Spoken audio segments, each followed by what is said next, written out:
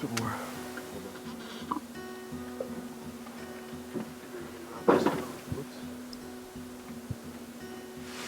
Oh, it was pretty cool this morning about 5:30, and a little before that actually.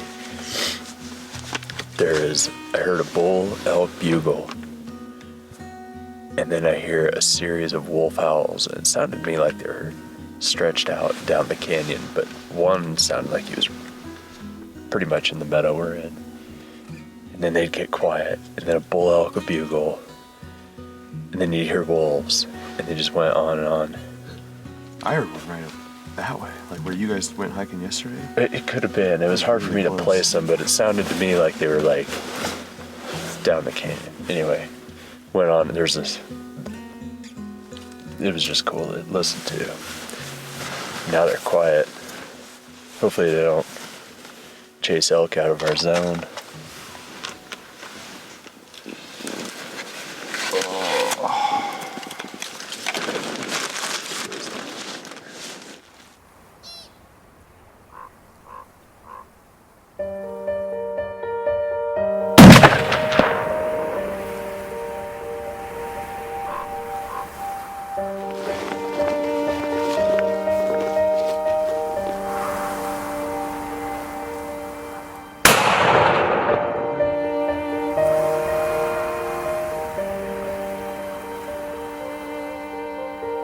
It's a little squally out right now. Went from like sunny to a whiteout. And it'll be back sunny again here in a minute.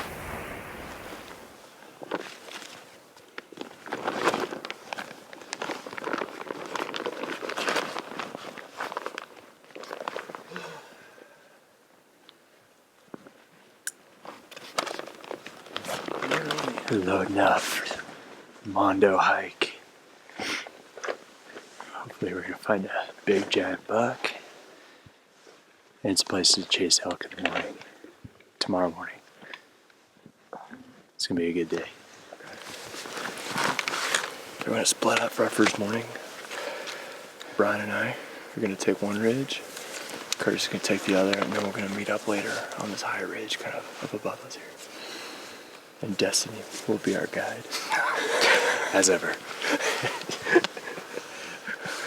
As ever. So, I don't even know where I'm at right now. Destiny brought me here. Yeah. So is that the ridge where you saw those elk way up there? Yeah. We'll be able to see them straight out. What? We're gonna go. We're gonna go up the trail here. Kind of goes away, like. Yeah. So, all right. You'll get it. Good luck. Shoot a giant one. Don't shoot a little dink. Yeah, same. That's always the plan. I never go out in the morning being like, oh, I hope I shoot something small today. Nobody ever says that. I'm gonna shoot the smallest legal buck possible. It's my goal every year. You settle for a small buck. You don't go out. I came all the way in here for a meat buck and a meat buck only. I'm going for the smallest B and C record on the books. Like if I see two bucks together and one's big and one's like mediocre, it's like pass on the big buck. Yeah, I don't want fame. I want fame for shooting the smallest buck in the world.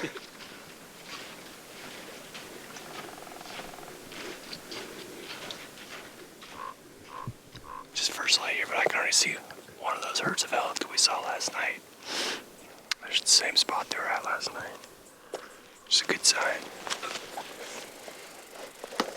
We could start hunting elk tomorrow. And if they're there tonight, it's gonna be a walk, but like I need to get up at like 4 a.m. and start hiking. But I'd get up there. I think there's a pretty nice bull in that group, so good way to start the day.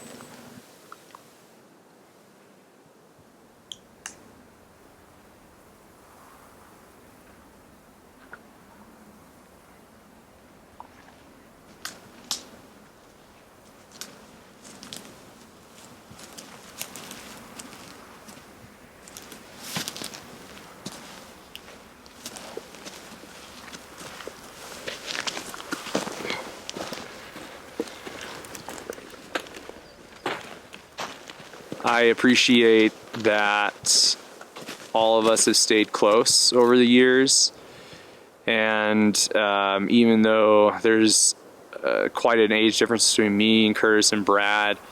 We still, even when we're not together doing outdoorsy things, our summers and actually all seasons are packed with outdoor activities.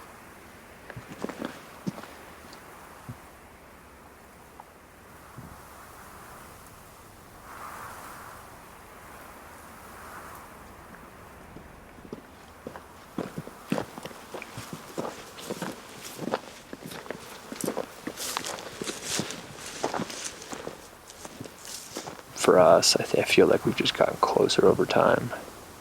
So I feel in some ways like now, we're better bonded as brothers now than we ever have been. One thing that's changed is our schedules. I mean, we would all love to. We all have our own jobs. We all have our own families, wives, kids, But one thing that's changed is just it's way harder to coordinate with my brothers. And we talk. There's a constant group text going between all three of us. And really what it is like logistics. How can we meet up to do this? How can we meet up to go fishing or hunting or, whatever it is? So I found a spot at 2 bucks across the way. One of them's kind of a dinky buck, but the other one's pretty nice. I think Brian and I would both shoot him. Good news is I'm a lot faster than he is, so I think I can get to him first. But Kurtis is also making his way up the ridge. And they're right below the ridge where Kurtis is going to be coming, but I don't think he's going to be able to see him given just sort of the shape of that mountain. So we can probably work our way around and try and head him off. I just saw 2 deer. One I saw was a doe. The other one was pretty big-bodied, and I just saw its butt. And they just went over that saddle on the other side where I can't see him. So we have bucks over here, at least some does over here, and mystery deer. I don't know if there was a buck or a doe, but they're just over there.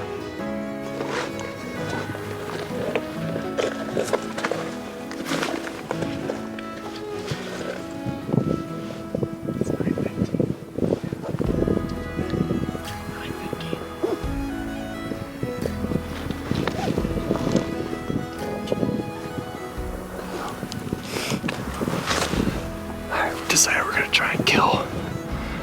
I could play one of those bucks. The one's a pretty nice buck.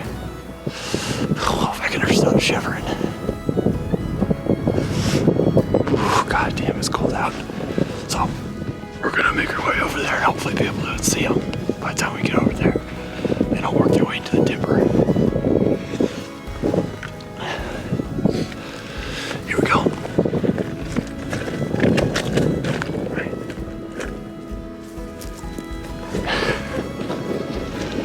Don't skylight yourself.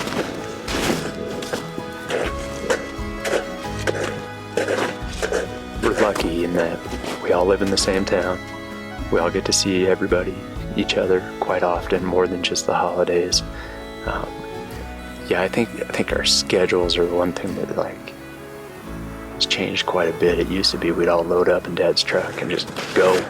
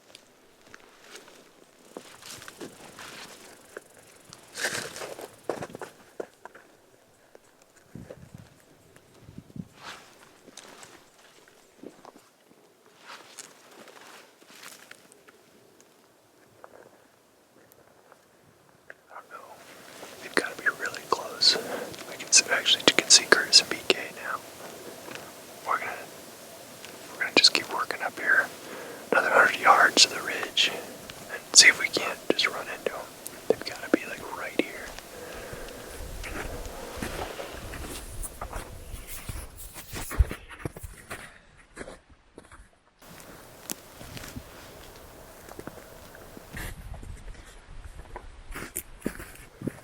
We thought those bucks gave us a slip. They're right. I just spotted them bedded down. They're right below us.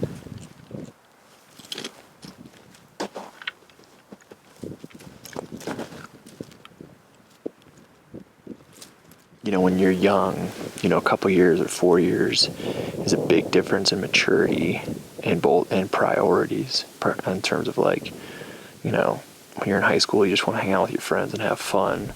But as you get older, you appreciate your family more. You appreciate the fact that, you know, your siblings are the closest relationships that you'll ever have, and they understand you more than anybody.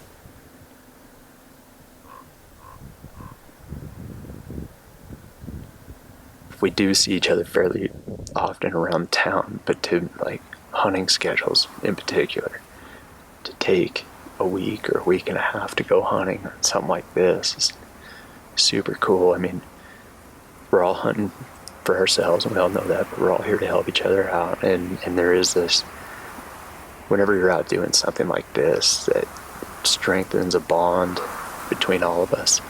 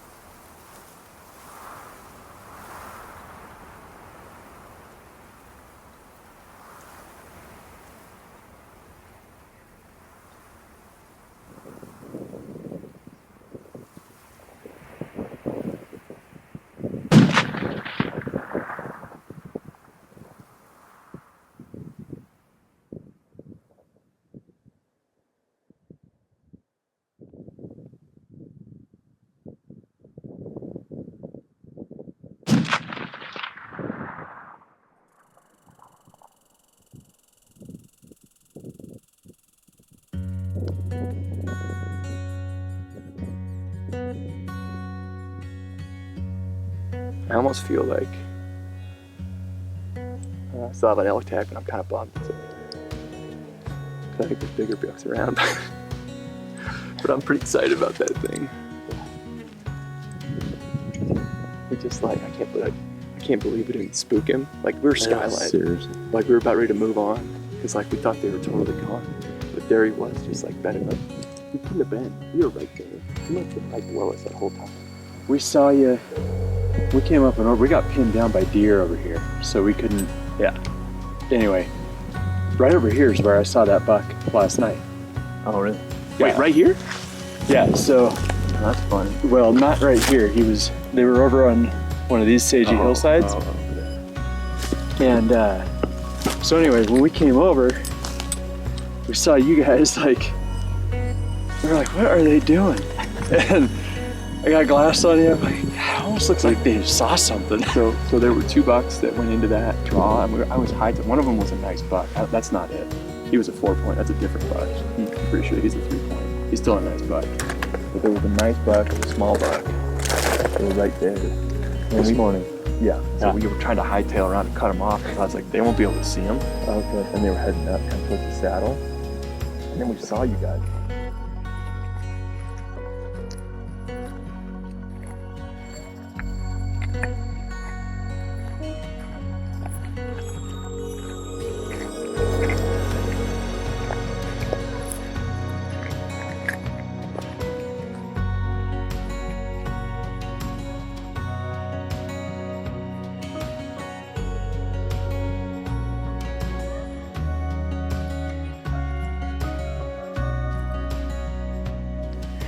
Look at this though.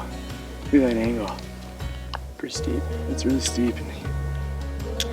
Well, I don't want to brag, guys, but I'm the first one to notch tags. So You're on the board. board. 5 more Yeah. tags to fill.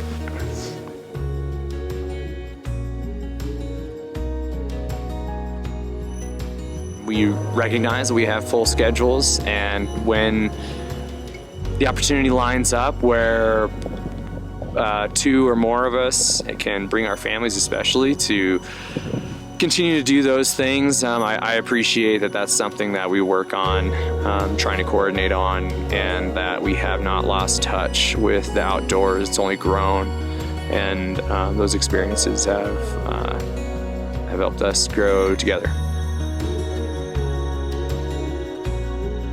It's pretty cool though that we were able to make this happen, because in the last few years we've been, it's really a struggle to try to make something happen like this. I mean, we just, it seems like there's always something. All right. Good luck. Yeah, thanks. Good luck packing with the llamas. Yeah, I'm hoping I have 0 problems, but you know how they can be. That's exactly why I said that. I don't know. Personality conflicts, what have you. Yeah. It's not all that different than like trying to manage like 4-year-olds at a birthday party. Yeah. All right, I'm gonna take off. All right. See ya. See you guys tonight at camp. Hope to Sounds find good. something big. But we'll find something.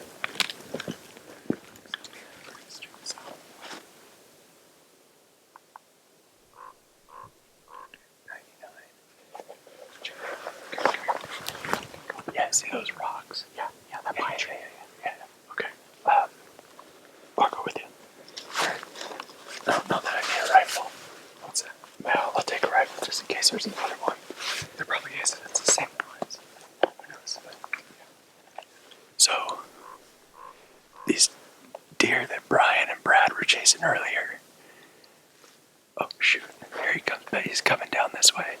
So, I look up the hill thinking I'm looking at a deer butt. And I was just saying, there's patches of snow that I keep glassing. And it's always snow. I look up at a patch of snow, and there's a stinking 4x4 standing up here.